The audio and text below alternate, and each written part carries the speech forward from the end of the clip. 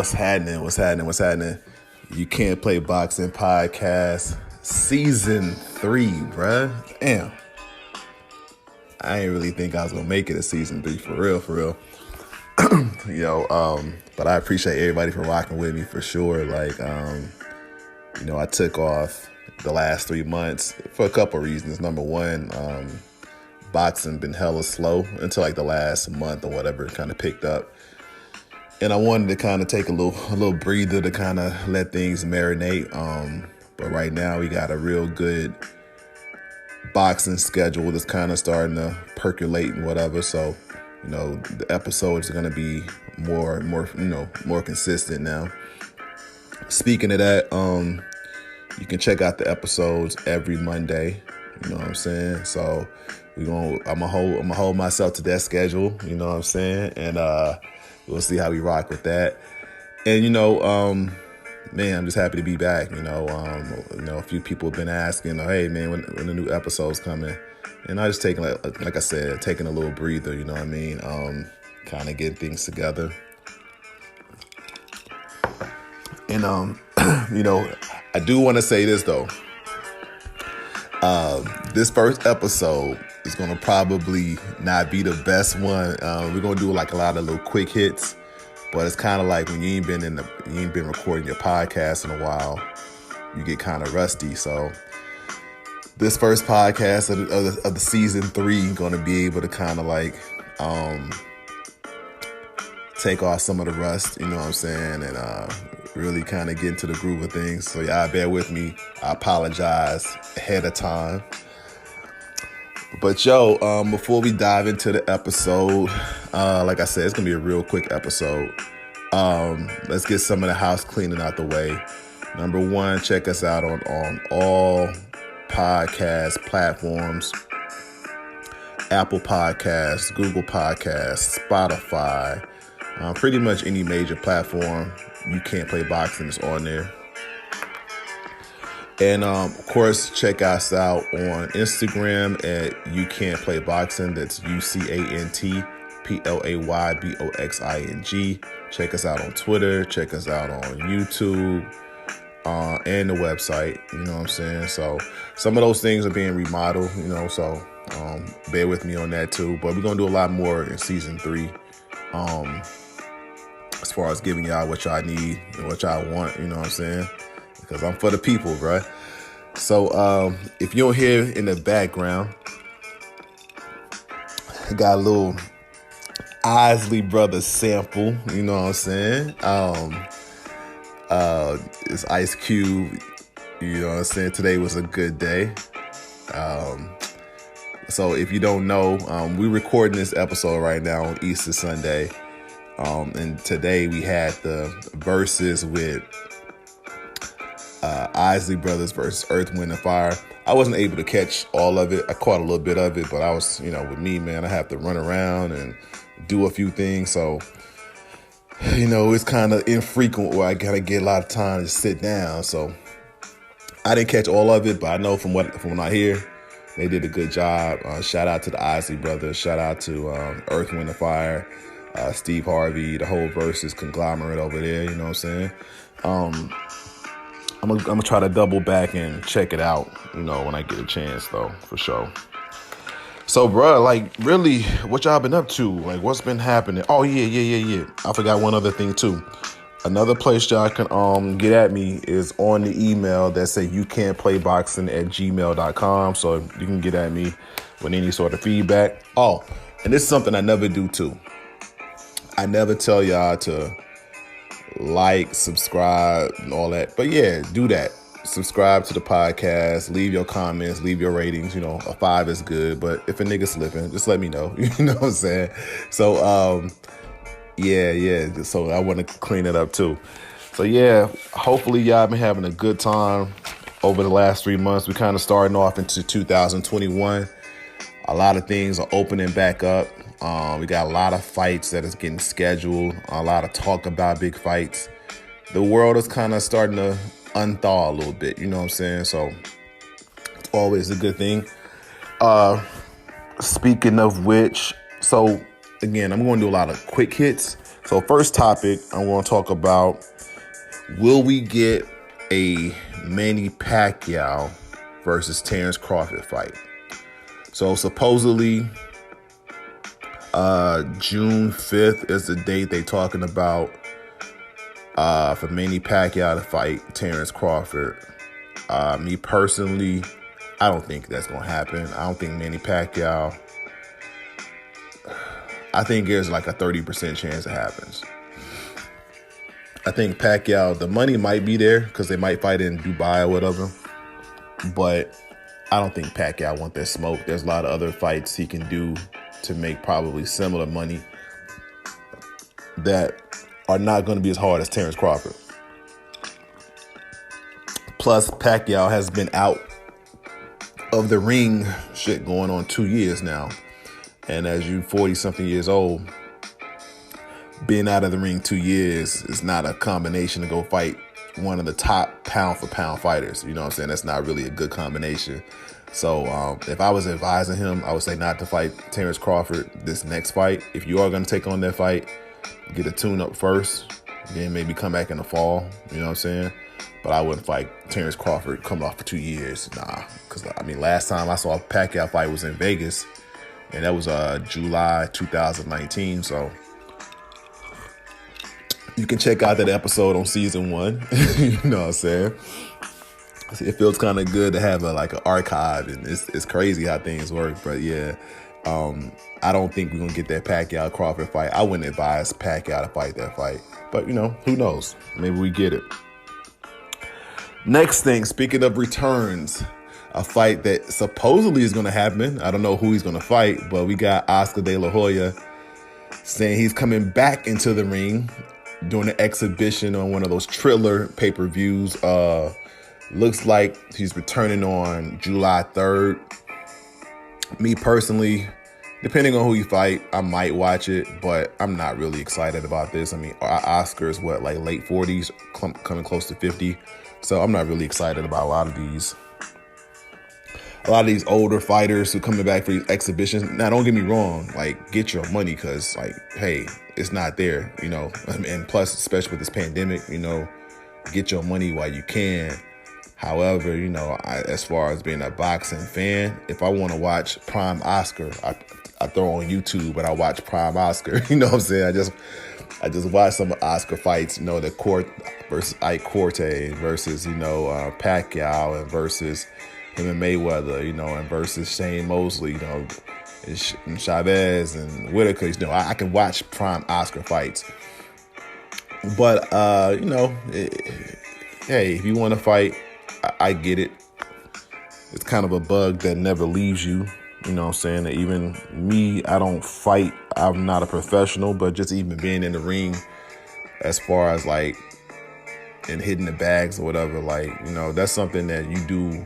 You like that feeling. I mean, once you do 12 rounds, even on a speed bag, bro, it just feels, speed bag, heavy bag, sparring. If you do 12 rounds, 10 rounds, 8 rounds, that's a different feeling that you get. So, I understand the pull of the ring and the pull of that excitement. You really can't get that no other place almost, So shout out to Oscar De La Hoya.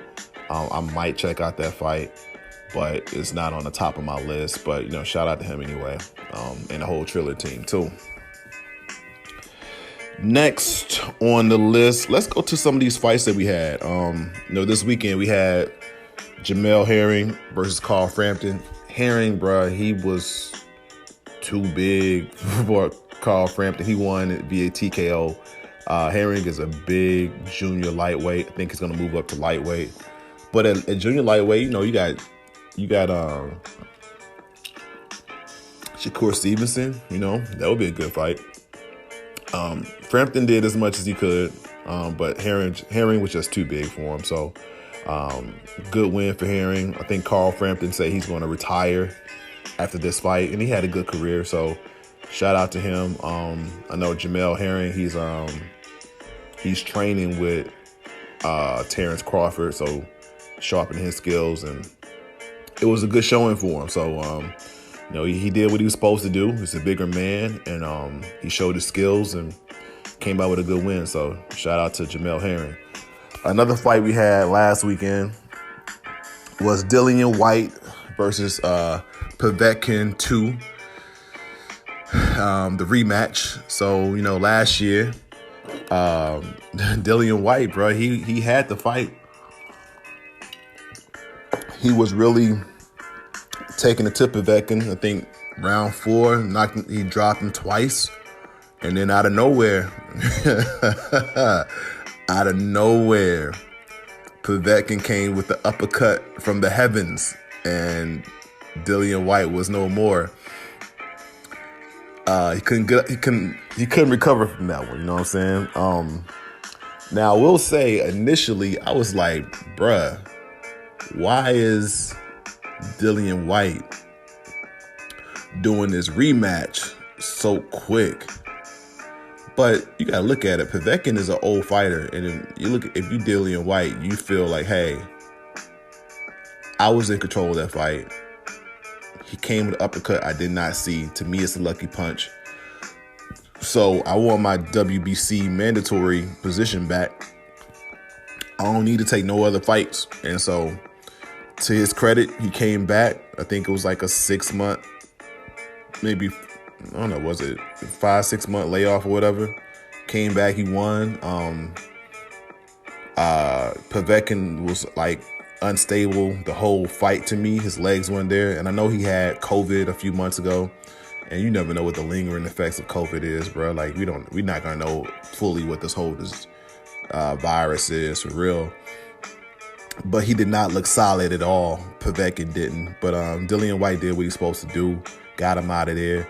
And he comes back, and he's going to be the #1 contender as far as WBC. Which, speaking of WBC #1 contender, supposedly we getting close to that Tyson Fury Anthony Joshua fight. I know last month they said they agreed to fight. However, there's no date, and there's no sort of date or site yet. So to me, it's like, it really was kind of like a fake. It was almost like a fake announcement, because they said, I think another caveat was that if we don't have a site within 30 days, then the contract is null and void. So we'll see how that goes. I'm still on the fence. I think because of the money, it gets done at some point. Even though I would love for Tyson Fury to live up to his contract that he had with Deontay Wilder and take care of business as far as the third fight. But I know in boxing, you got a short window to get the money. So I think this fight will get done. It's just some hoops that got to happen. When it get done, I don't know. I don't know. Could be this year. Could be next year. I think it's going to be this year, but it could be later on this year. So what we going to do, y'all, I'm going to take a quick break. We're going to come back. We're going to talk about some other exhibitions that are coming up. We're going to talk about Canelo's next fight. We're going to talk about Virgil Ortiz. He fought a couple weeks ago. I'm going to give you my thoughts of his performance and where we go from here with Virgil Ortiz. So y'all stay cool. Be cool for like 30 seconds or something. We'll be right back. What's up? It's that time of the show where we kind of give a shout out to our sponsors. The sponsor today is Anchor. Anchor is everything you need to create your own podcast. You can use Anchor to distribute your show. They'll kind of get it out for you. And all you have to do is do it from your cell phone or your microphone, however you want to do it. But if you want to get your voice out there, if you want to talk to the people, there's no better place to do it than Anchor. So download the app, Anchor, or go to their website, anchor.com. It'll distribute your podcast on all platforms. So again, Anchor. Yeah. You Can't Play Boxing. Season 3, debut episode of the season 3. I can't believe that. For real. Like, again, I want to appreciate everybody who listens. You know what I'm saying? And like I said, we're going to be more consistent episodes every Monday. So check that out. And like I said, we're gonna get into this second segment. A lot of little quick hits. Another exhibition that we got coming on is Miguel Cotto is fighting Juan Manuel Marquez on June 12th, supposedly. That's an interesting fight. I mean, it's an exhibition now. That's one I would check out, you know what I'm saying? Because they not too far removed from being active fighters. And style-wise, they're similar in a way. And I'm real curious to what the weight they're gonna it's gonna be contracted for this fight, because Miguel Cotto was fighting at middleweight before he retired a couple years ago, 3-4 years ago.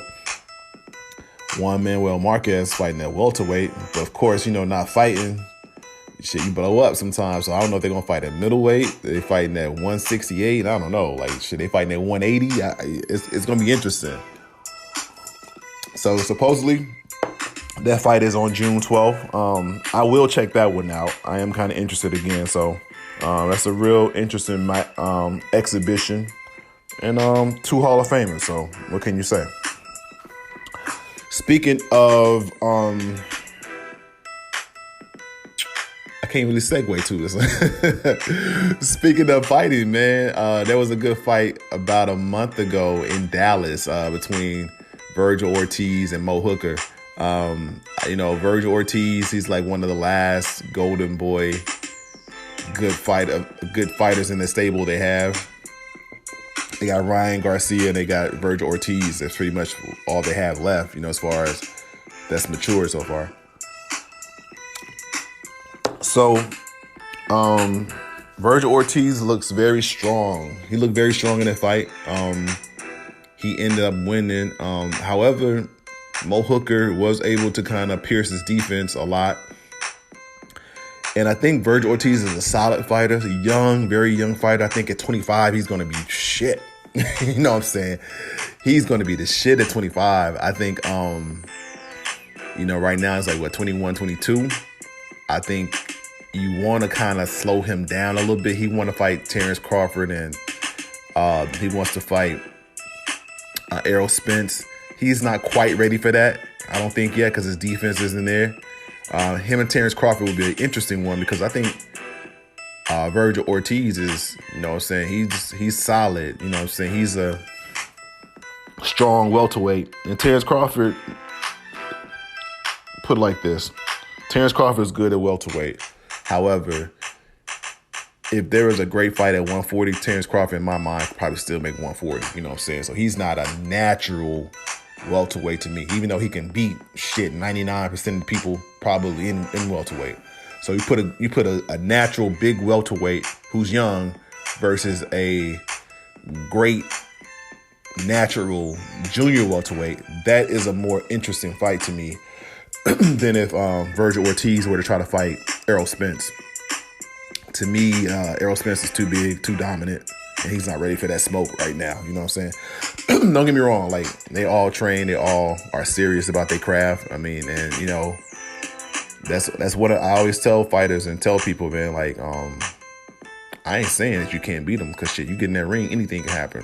However, that's one of them fights you got to show me. You know what I'm saying? You got to show me you could beat him. Because in my mind, I don't see it, but it's not for me to see sometimes. It's for you to show me. It's for you to not just show me, show people, hey, I can do this. So that's one of them fights I think Virgil Ortiz would have to show me he could beat Errol Spence.